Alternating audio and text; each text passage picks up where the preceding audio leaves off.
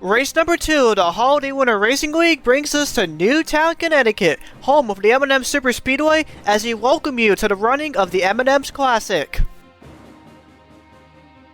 Today, 2018 drivers are just about ready to race at this big, steep, and fast track that also so happens to have some snow.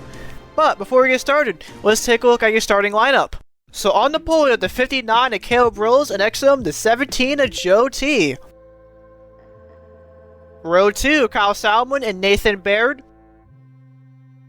Row 3, Talladega winner Hoodlum, and next to him is teammate and father Johnny Hernandez. Row 4, Roberto Crown Jr. and Lipsy. Row 5, Matthew Hill and Nick Sant. Row 6, Kellen Baker and Jason Albert. Row 7, Ross McTrain and Brendan Beal. Row 8, Matthew Burnett and Bradley Reim. Row 9, Brendan Carruthers also has won a Superspeedway race in the past, and RC Gaber in the 42. Row 10, another former Superspeedway winner, Random J, and next to him, it's Movement. Row 11, Jordan Stout and Ryan Wilson. Row 12, Sean Ard and Owen Miles. Row 13, last week's winner Keisha Archison and Alex Cass-Stevens. And finally, row number 14, Gaming Creek 882, and next to him, Firecracker 400 pole winner from last year, Aiden Robertson. Taking a look at the track info here for today's race, we're going to go 22 laps on this massive 3-mile long oval-shaped superspeedway that also happens to have a whopping 36 degrees of banking, which is by far the most out of any superspeedway we've been to, and if the snow towards the upper groove of the track is also going to positively play a factor as well. In addition to weather here for today, 49 degrees Fahrenheit, with a 6-mile wind towards the southeast. Now, before we get things underway, it's time to honor two fallen icons. First, John Madden, a Super Bowl XI winning coach for the Oakland Raiders, turned TV analyst from 1979 to 2008, and namesake of the Madden NFL EA games. And for Betty White, an entertainment staple with a career spanning over 8 decades, including a lead role in the Golden Girls, eventually winning 5 primetime Emmys, as well as 2 daytime Emmys and a Los Angeles Emmy. Please join us for this moment of silence.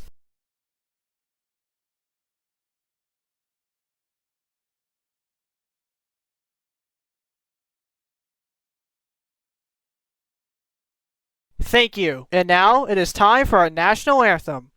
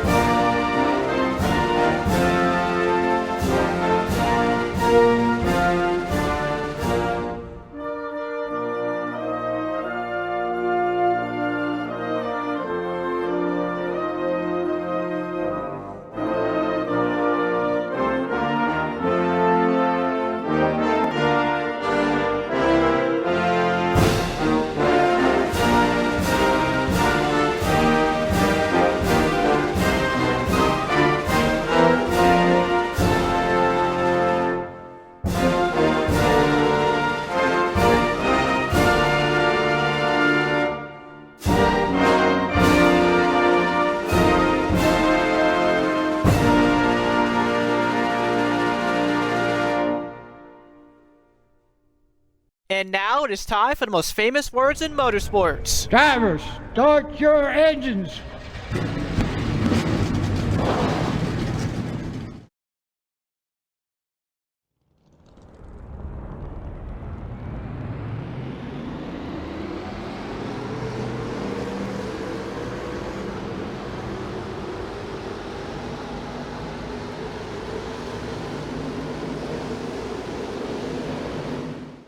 Hope everyone's having a happy 2022 so far.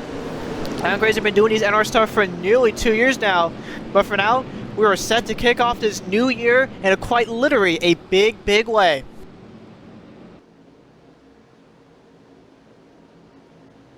And here we go. Pace car comes down pit road. Joe T and Caleb Rose come to the start-finish line to lead the field to green here in the M&M's Classic.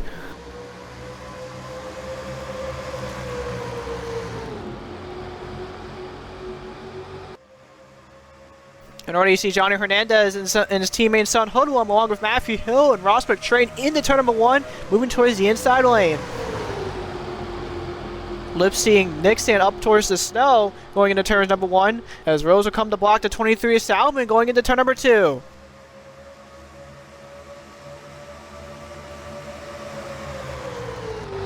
Also may notice how wide this track is, and each group on this racetrack here today will all be different in at least some sort of way. As into turns 3 and 4, Salmon's going to take him right behind Rose as he move back down the inside to block Hoodlum. We go back down the inside. There's already 3x3 towards the middle of the pack.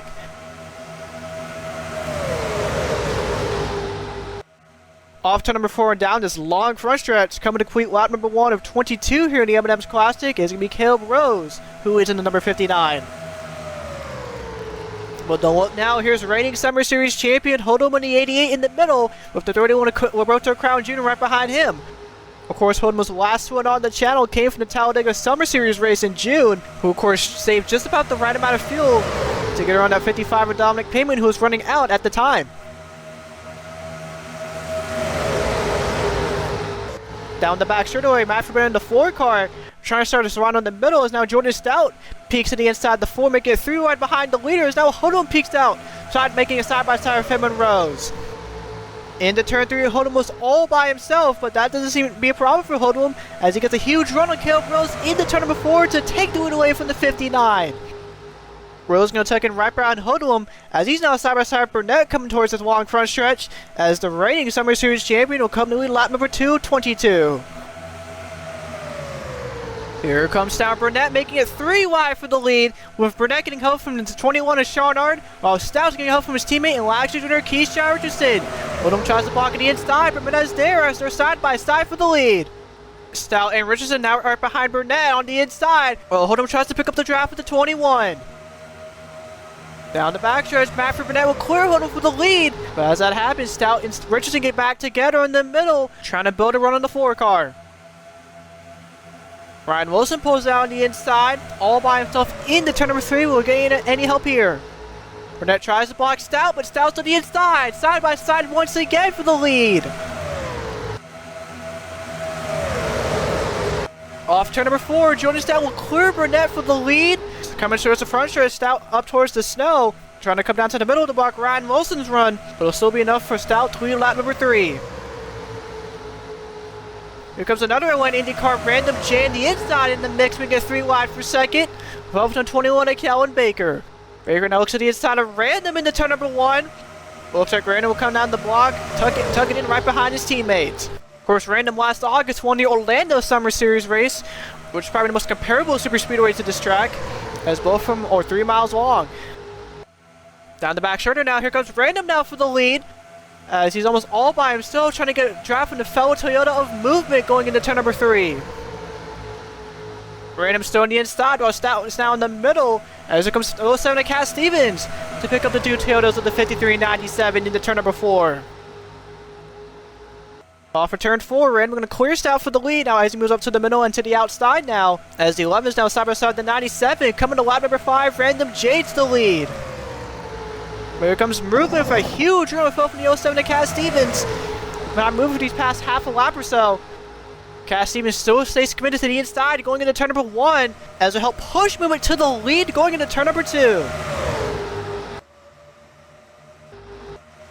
Movement now up towards the outside, the block to 53 once more as Cass Stevens have a huge opportunity on the inside with the 60th Owen Miles right behind him. But at the same time, comes Lipsy almost all by himself in the 8, making it 3 wide for 3rd. Cass Stevens and Miles are now up towards the middle. And we'll take into turn number 3. He'll move down to the inside once more. Once again, right behind Movement. Off for turn number 4, Lipsy now towards the middle. As comes Joe T on the inside once more. Fell from the 46 of Hernandez there briefly. As the former driver to number 5 will lead lap number 5 here in the M&M's Classic.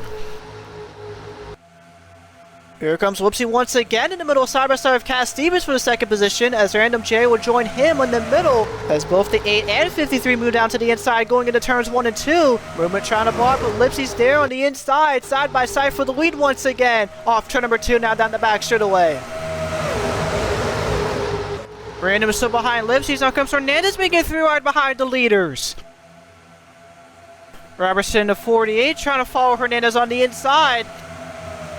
He's still 3-wide. Comes Gaming Freak, now making it 4-wide into turn number 3. Gas Stevens way up high in the racetrack, right on the snow. As the 07's lose a lot of ground because of that. Off turn 4, Cass Stevens falls towards the middle of the pack, as Lipsy will come in with lap number 6. Gaming Freak still side by side with movements on both the 46 or Hernandez here. And it seems like the leaders really like to run on the outside, on the snow, on the straightaways. But when it comes to the turns, the inside is the place to be. Now Hernandez is side by side for the lead going into turn number 2.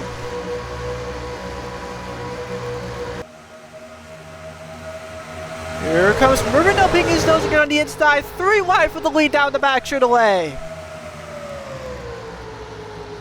Amy Creek and 82 also in tow. Who will we go with down the back straightaway as we go into turn number 3? Looks like Gaming Freak's going to stay with Lipsy in the middle as Hernandez comes down the block. Movement on the inside, with Movement trying to force Johnny up towards the middle. Hernandez and Movement once again back towards the snow as it comes to 42-90. In the inside is now Hill's going to force RC to the middle as RC is going to get help from the 53. 3-wide once again for third going into turn number 1 as both the 46 and 97 move back down the inside. His nose in on the 42. I don't know if he's trying to move RC towards the middle of the track, but coming down the back straightaway. Both Random and RC are going to go towards the inside, joining the rest of the top 4. Keisha Ernst and Caleb Rose back up towards the mix in the middle. As comes Matthew Hill peeking his nose on the inside, side by side with movement down the back straightaway for a second. Is Hill going to get a good run into turn number 3 here? Will be enough to pass Johnny Hernandez as we're through once again for third. This time Keisha Ernst back on the inside with Matthew Burnett having almost no help at all in the middle. Meanwhile, Johnny Hernandez still with the lead coming to lap number 9 to 22. Hill's been all over that back run with that 46 for the past half a lap as now he looks at the inside for the lead into turn number 1. And that's going to be a huge advantage as Hill's on the inside going. And that's going to be a huge advantage for Hill as he'll clear Johnny Hernandez with ease into turn number 1. And Hernandez could possibly lose second here to Matthew Burnett. Hill still with the lead. Burnett still fighting for second place as he moves down to the inside. 4 and 46 still side by side down the back straightaway. But as Burnett gets a great run, here comes the 24 Richardson once again. Richardson's once again through right this time behind the top 3. But into turn number 3. Looks like both the 97 and 4 are going to come down the block to 24 as Burnett's going to actually clear Matthew Hill for the lead as they come off turn number 4 and towards the front stretch. Burnett's going to go back up to the outside, side by side with movement, coming to lap number 10. On board with movement out towards down the front straightaway. And you can see the huge run Hill gets on the snow on the outside. I was about to go into turn number 1. You can see the huge run the inside gets. As Move's going to rocket past by Burnett, pull it away from the rest of the field as a matter of fact. Off for turn number 2, down the back straightaway once more. Here comes Sean out in the middle, trying to get help from the 3 of Nathan Baird. And it looks like Winter Series Sox champion Ryan Wilson is going to move towards the middle behind Sean. Alongside Ring Ceremony Series champion Hodom is out Nixon, makes it 4-1 behind the leaders. Into turn 3, Hodom tucks in the middle behind his former number and sponsor as that Richards way behind the racetrack on the snow. Nixie and the 40 almost out of nowhere side by side with Burnett for third. As both Ruben and Ard move back up to the outside, coming to lap number 11 to 22. Last week in the Madhouse Classic, Movement finished 11th while Sean Ard finished 19th, so that 20, you definitely bet that 21 is definitely looking for a good points day here in the M&M's Classic. As of course, with this only being a 4-race season, a single bad race could really hurt your chances at winning the championship. Meanwhile, down the back straightaway, the top 5 all in a single file formation. Well, Hold'em's currently side by side Brendan Beal in the 37, who's also another driver but a poor show in last week's Madhouse Classic, finishing 23rd despite starting inside the top 5. Going into turn number 3, however, Burnett and Nixon now up towards the middle as Movement, Art, and Miles move down to the inside. Coming to lap number 12, the halfway point here in the M&M's Classic, it's time for another edition of the Holiday Winter Racing League Crank It Up.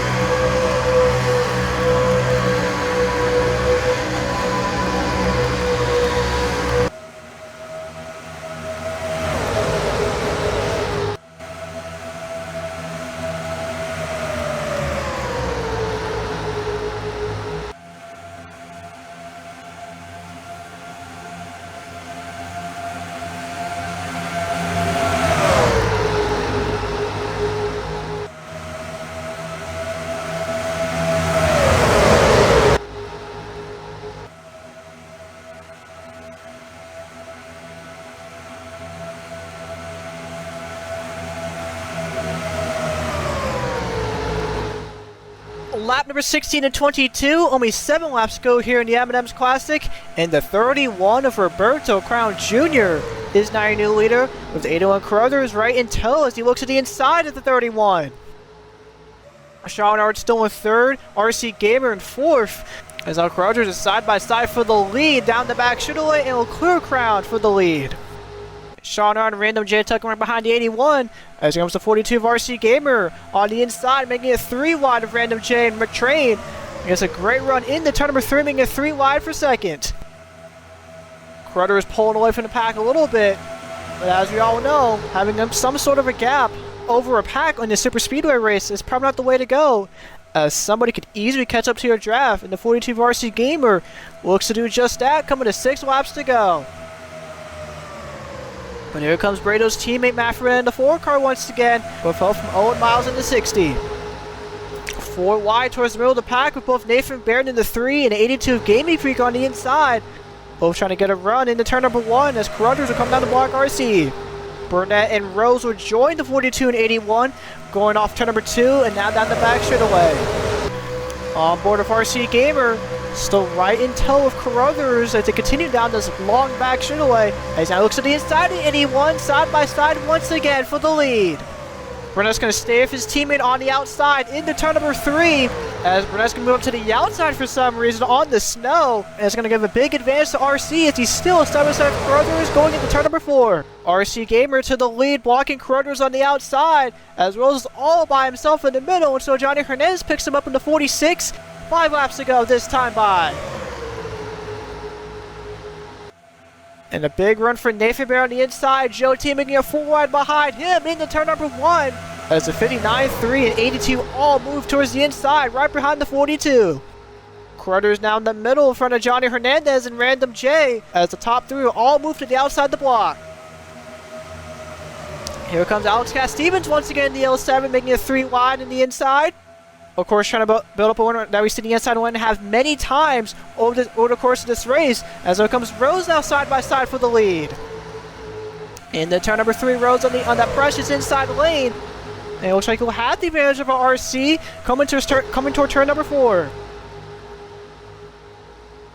Caleb Rose will clear RC with ease and move him to the outside. Now Joe T once again makes a 3 wide for second, coming to 4 laps to go. And now usually at this point, if a caution were to come out, the race would be over. But because of our new green-white-checkered policy, there will no longer be a finish under caution. Into turn number 3 wide for second is going to be a huge run for Joe T in the 17, but once again from Keith Sherrison to 24. That 24 has been fast all day here so far, trying to go for a second straight classic win. Down the back straightaway, Joe T move up to the outside behind the 59, and Richard's going to try to follow suit with 2020 Summer Series champion Kellen Baker right behind him in tow. Here comes Brendan Beal and his teammate Lipsy into turn number 3. All moving down to the inside with the 48 and the 16 also following in suit. Coming to 4 laps to go, your top 3 once again back up towards the snow. So Jason Abbott, Owen Miles going around. Matthew Hill up in his own Nathan Bear to the 3 up in the air. Ross McTrain also in the wall alongside Matthew Hill as the 3 of Bear goes flipping over and over on pit road until coming fortunately in all 4 tires. And the caution will come out with Caleb Rose in the lead, and this means we're going to see our first ever green-white-checkered finish in channel history.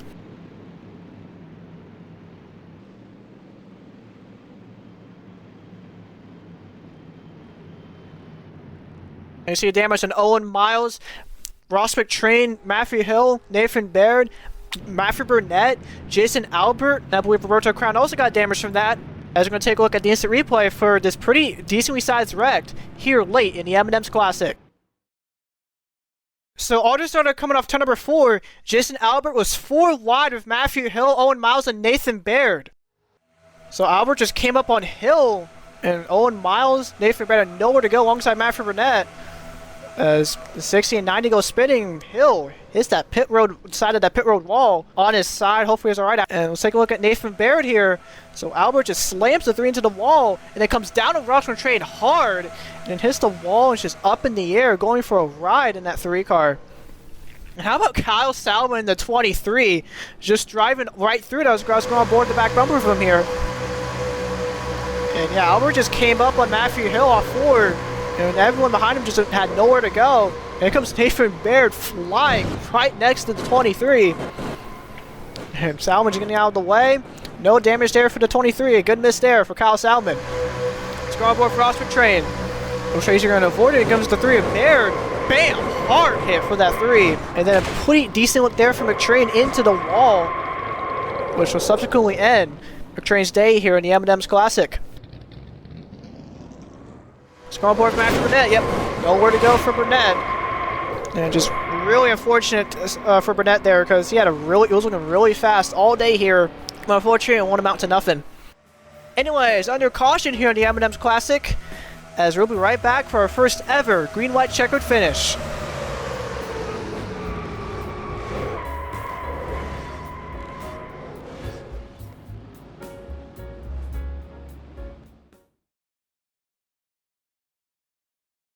The Holiday Winter Racing Week will return on Martin Luther King Jr. Day for the running of the Massachusetts Classic at the Papyrus Motorsports Park. That'll be scheduled January 17th at 8 o'clock Eastern Standard Time, barring any delays. As we welcome back to the M&M's Classic here at the M&M Superspeedway, we're about to go back green after a massive wreck involving the 60th Owen Miles, the 90th Matthew Hill, the 3 Nathan Baird. Those 3 cars are done for the day. The 49 Ross McTrain, the 4 Matthew Burnett, Jason Albert in the 80, and Roberto Crown Jr. all received damage and are towards the backward half of the field. And of course, with the caution coming up after 5 laps to go, the race will be extended and we will have a green-white-checkered finish. And to show you how that works quickly, here's the graphic here in the bottom of the screen. We're going to have 3 attempts. Of course, the caution came out after 5 laps to go, as I mentioned. And then once the leader takes the white flag, the next caution will end the race. Now, usually with our new rules, we're supposed to have double file restarts, but unfortunately with the snow towards the top half of the track, race officials decided it would be safer to do single file restarts. As here we go, green-white-checkered, attempt number 1 here in the M&M's Classic.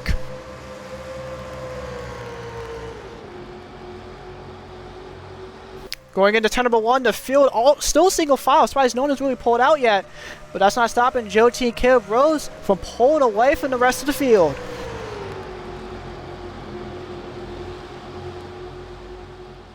Keith Sharson fell from Gaming Freak at 82, trying to catch up. But coming down the back straightaway, all the field single files out. Richardson looks at the inside of Joe T down the back straightaway. Calvin Baker also looking to the inside into 28. And it looks like Brendan Carruthers also joined him as well as they go into turn number 3. Joe T will come down the block to 24 Richardson, but that's going to leave everyone on the inside in the middle to drive. Between 82 of Gaming Freak, the 8 Ellipsi, among others. Off for turn number 4, Rose, Joe T, Richardson still the top 3 as they come to the white flag. 1 lap to go here in the M&M's Classic. Here comes Joe T looking for the lead side by side going into turn number 1. Of course, Joe T on the inside are going to have a huge advantage and get a huge run into turn number 1, both from the 37 of Brendan Beal. And that's going around the inside to get a good run into turn number 2 and down the back straightaway for the final time. Joe T now towards the outside. Beal now on the inside up to 20 to Baker as he makes it 3 wide for the lead. Richardson will join the 37. Joe T will stigma block in the middle of Beal there. But here comes Carruthers making it 4 wide for second into turn number 3. Ryan Wilson behind 81 as Joe T will come down the block the inside. Joe T left just enough room for Brandon to make his move. But as I said that, Joe T will come down to 81 as it come off turn number 4 for the final time. Off for turn number 4 for the final time, both Joe T and Carruthers up towards the outside. Carruthers peeking his nose, but as we 2-2-8 as coming to the line, Joe T will win the M&M's Classic. Congratulations to Joe T and Joe Petit Motorsports, the very winners of the day for the M&M's Classic. In addition, this also marks their first ever channel win, so definitely big congrats to those guys. Definitely been a long time coming after only racing in 1 race in the Winter Street Stocks and a very impressive but yet winless Summer Series rookie season. But now let's take a look at the finish results and point standings after today's race. So here we go. Joe T will finish first in here in the M&M's Classic. And even though Joe T was up towards the front and started second here in today's race, he only led a single lap, with that being the last one. But still, a great day regardless for that 17 team. Finishing second is Brendan Carruthers in 81. I definitely think he had a chance of passing Joe T off turn number 4. But unfortunately, which was not meant to be for the 81 team, but still a much better showing for that team compared to last week's Madhouse Classic. Winter Street Stocks champion Ryan Wilson will finish in 3rd. RC Gamer in the 42 finishes 4th as he's only one of 3 drivers to finish inside the top 10 in both the Madhouse Classic and the M&M's Classic. Only time will tell if that trend for those 3 drivers will continue in the next into the next Classic on Martin Luther King Jr. Day. Calvin Baker is another one of those drivers who finished inside the top 10 in both races, finishing 5th in today's race. Sean Arden, the 21, finished 6th, definitely also a much better showing for that 21 team here this week. As Keith Sharson is the other driver who finished inside the top 10 in both Classics, finishing 7th here today. His teammate Jordan Stout finished right behind him in 8th. Brendan Beal finishes 9th. And Johnny Hernandez rounded the top 10 in the 46. So definitely a much better showing for Stout, Beal, and Hernandez compared to last week's Madhouse Classic. And now for the point standings. I was already halfway into this series, and Keith Sherrington is still on top of the standings with 84 points, 4 above the 28 of Kellen Baker. And as I mentioned, both Richardson and Baker are 2 out of the 3 drivers who finished inside the top 2 in both races. Baker is actually the only driver to finish inside the top 5 in both of them. So definitely one thing to keep a track of for that 28 team going into our next 2 classics. Meanwhile, Joe T already up to 3rd in points, bottom by 8. RC Gamer, who's the other driver who finished inside the top 10 in both classics, currently in 4th. Winter She Stocks champion Ryan Wilson, bottom by 15, up to 5th. Where Robertson, the 48, is down to 6th, bottom by 16. Currently tied with Gaming Freak for that position, who's currently 7th in points. Brad Reim still inside the top 10 in points, moving up to 8th, bottom by 18. Braden Carruthers all the way up inside the top 10 in points, moving up 13 spots, up to 9th. And running up the top 10 is the 07 of Alex Cass-Stevens, behind by 20. So next up, race number 3, we head to the Papyrus Motorsports Park for the Massachusetts Classic on Martin Luther King Jr. Day on January 17th at 8 o'clock Eastern Standard Time, barring any delays. And even though Papyrus is a road course, it has a lot more in common for a track like Atlanta or Kansas with high speeds and high banking, so it's something you definitely don't want to miss. But as always, y'all, thank you guys for watching this race. Hope you guys enjoyed it, and have a happy new year.